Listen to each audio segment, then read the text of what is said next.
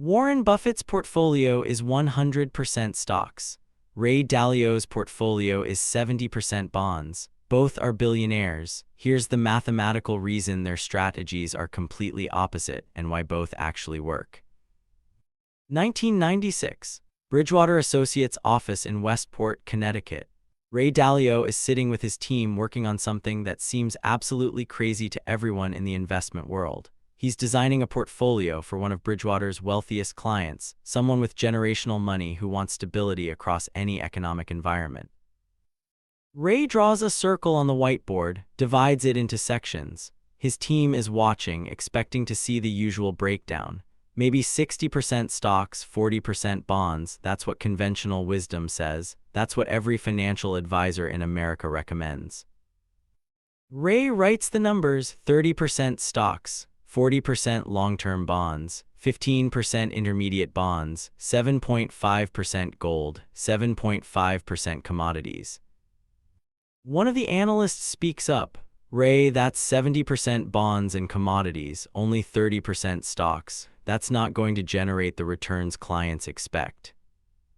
Ray looks at the whiteboard, then he turns back to the team.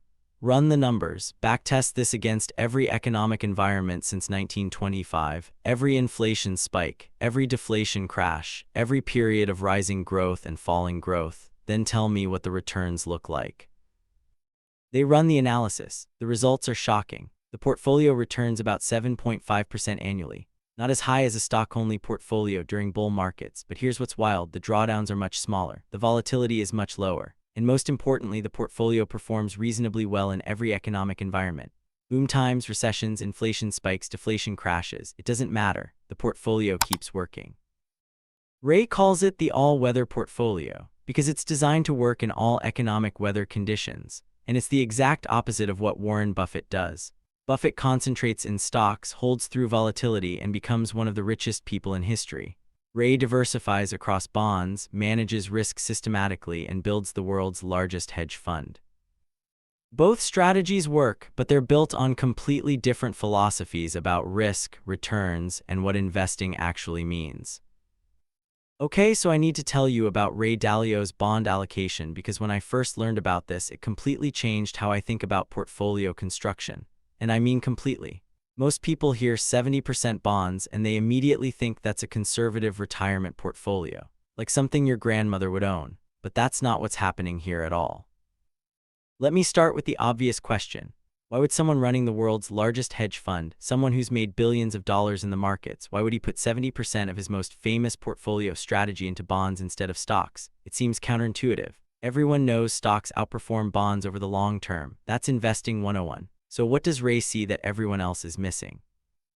I spent weeks digging into this because the conventional explanation didn't make sense to me. People say Ray's approach is more conservative, that he's focused on wealth preservation instead of wealth creation. But that's not accurate. Bridgewater isn't a wealth preservation firm. It's a hedge fund that's delivered consistent returns for decades. There's something deeper going on here. So let me take you back to how Ray actually thinks about markets. And this is critical because if you don't understand his framework, the bond allocation looks insane. But once you see his model, it becomes the only logical choice. Ray divides the economic world into 4 seasons. Not actual seasons, economic seasons. And this comes directly from his decades of studying how economies actually work. He identified that there are really only 4 possible economic environments, and every single period in history fits into one of these 4 categories. Season 1, rising economic growth with rising inflation. This is the boom period. The economy is growing, demand is high, prices are going up. In this environment, stocks do well because corporate earnings are growing. Commodities do well because demand is increasing. Bonds, not great because inflation eats into fixed income returns. Season 2, rising economic growth with falling inflation.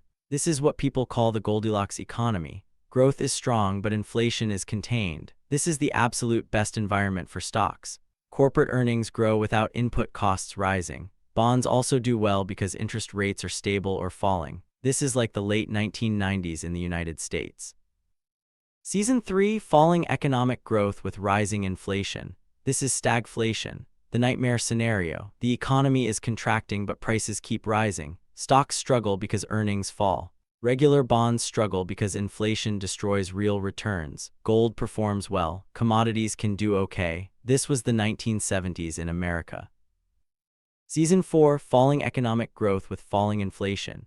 This is deflation or depression. Demand collapses, prices fall, the economy contracts. Stocks crash because earnings collapse. Commodities crash because nobody's buying anything. But bonds, especially long-term government bonds, they soar. Because when deflation hits, fixed income becomes incredibly valuable. This was 2008. This was the Great Depression.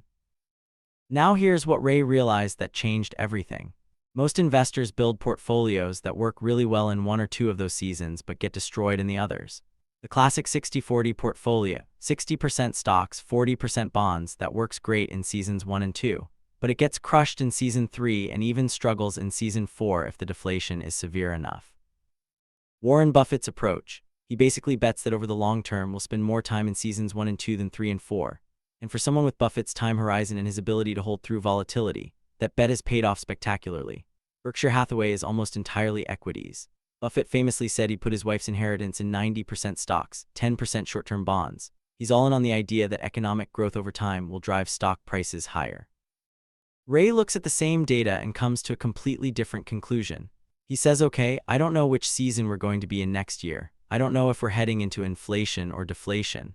I don't know if growth is going to accelerate or contract. So instead of betting on one outcome, I'm going to build a portfolio that can handle all 4 seasons.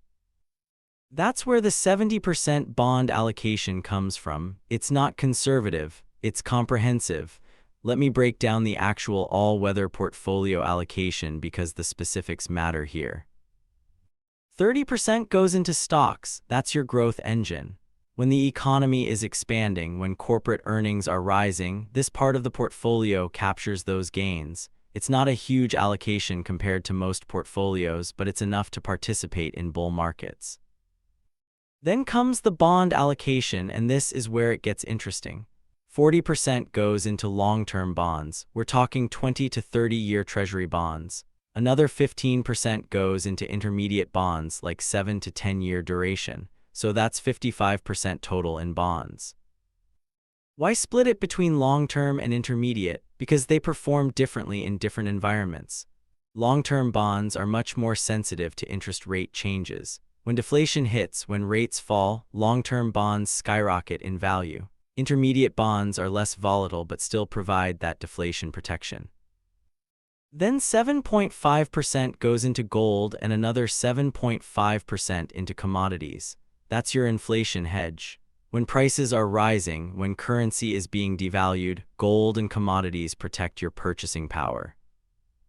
Now here's the critical insight that most people miss. Ray isn't allocating based on dollar amounts. He's allocating based on risk contribution. This is called risk parity, and it's the core of Bridgewater's entire philosophy. What does that mean? In a traditional portfolio, even if you have 60% stocks and 40% bonds, the stocks are contributing way more than 60% of your portfolio's risk, because stocks are much more volatile than bonds. So in reality, a 60-40 portfolio is more like a 90-10 portfolio from a risk perspective. 90% of your risk is coming from stocks. Ray flips this. He says, I want each asset class to contribute roughly equal amounts of risk to my portfolio. So I'm going to overweight the less volatile assets, bonds, and underweight the more volatile assets, stocks, to balance out the risk contribution. The result? You end up with 30% stocks and 70% bonds and other assets. But from a risk perspective, they're contributing much more evenly. And that balance is what allows the portfolio to survive all 4 economic seasons. Let me show you why this matters with actual numbers. I pulled historical data going back to the creation of the all-weather strategy in 1996. Over the nearly 30 years since then, the all-weather portfolio has returned roughly 7.5% annually. Not spectacular, definitely lower than a stock-only portfolio during that period. The S&P 500 averaged closer to 10% over the same time frame. But here's what you're not seeing in those headline numbers: the drawdowns. A stock-only portfolio during 2008 lost 37%. The all-weather portfolio lost much less. During the 2000 to 2002 dot-com crash, stock portfolios were devastated. All-weather held up remarkably well. And this is where Ray's philosophy really shines. He's not trying to maximize returns in bull markets. He's trying to minimize the damage in bear markets while still capturing reasonable growth over time. Because here's the mathematical reality that most investors don't appreciate. If you lose 50% of your portfolio, you need to gain 100% just to get back to even. Let me say that again because it's critical. 50% loss requires 100% gain to recover. The math of losses is brutal. So if you can build a portfolio that never loses 50%, that consistently delivers 7 to 8% with much smaller drawdowns, you actually compound faster over time than a portfolio that swings wildly between plus 30 and minus 30. Ray talks about this in his Principles book. He says the key to compounding wealth isn't capturing every bull market rally, it's surviving every bear market crash, because survival means you're still in the game, you're still compounding, you're not sitting on the sidelines trying to recover from catastrophic losses.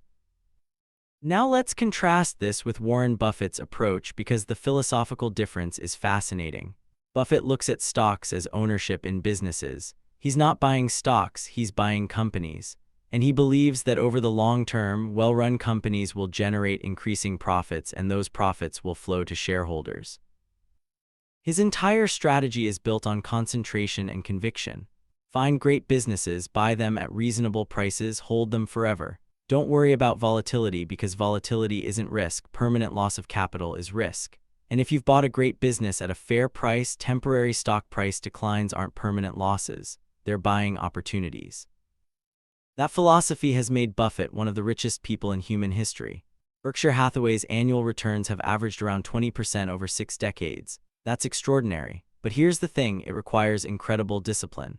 It requires being able to watch your portfolio drop 40 or 50% and not panic. It requires having the conviction to hold through multiple market crashes. Most investors don't have that discipline. They say they do. They read about Buffett and think, yeah, I'll just buy great companies and hold forever. But then 2008 happens or March 2020 happens and they panic. They sell at the bottom. They lock in losses. They never recover.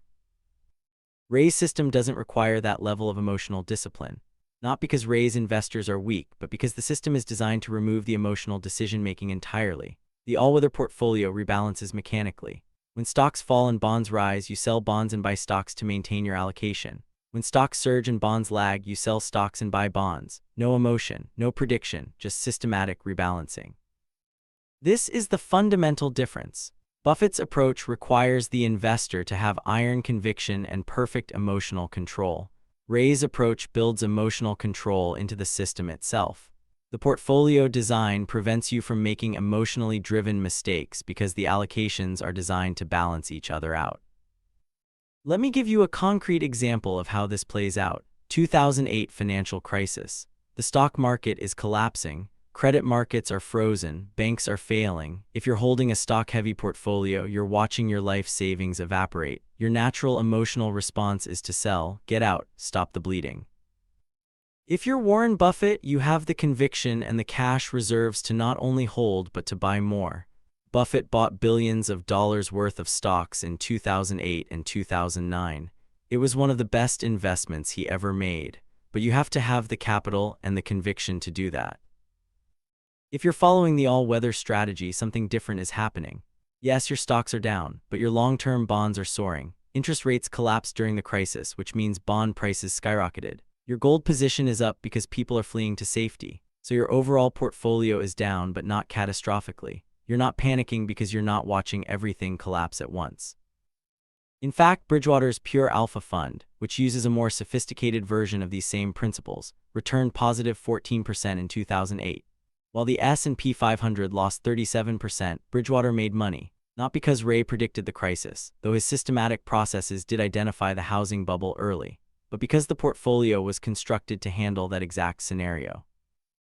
That's Season 4, falling growth, falling inflation, deflationary crash, stocks collapse, but long-term bonds surge. The all-weather allocation was already positioned for that possibility.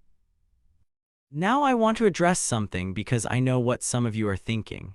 If the all-weather portfolio is so great, why isn't everyone doing this? Why do financial advisors still recommend 60-40 portfolios? Why does Buffett still go 100% stocks? The answer comes down to goals and constraints. Buffett is managing permanent capital. Berkshire Hathaway doesn't have redemptions. Shareholders can sell their stock, but Berkshire isn't forced to liquidate positions to meet withdrawals. That means Buffett can hold through any drawdown without worrying about clients pulling their money out at the bottom. Most investors don't have that luxury. If you're saving for retirement and you're 60 years old, you can't afford a 50% drawdown because you don't have time to recover. If you're managing money for clients and your portfolio drops 40%, they're going to fire you and pull their money, even if the strategy is sound long-term. Ray's approach is designed for those constraints. It's designed for investors who need consistency, who can't afford catastrophic losses, who want to compound steadily without enormous volatility. There's also a philosophical question about what you're optimizing for.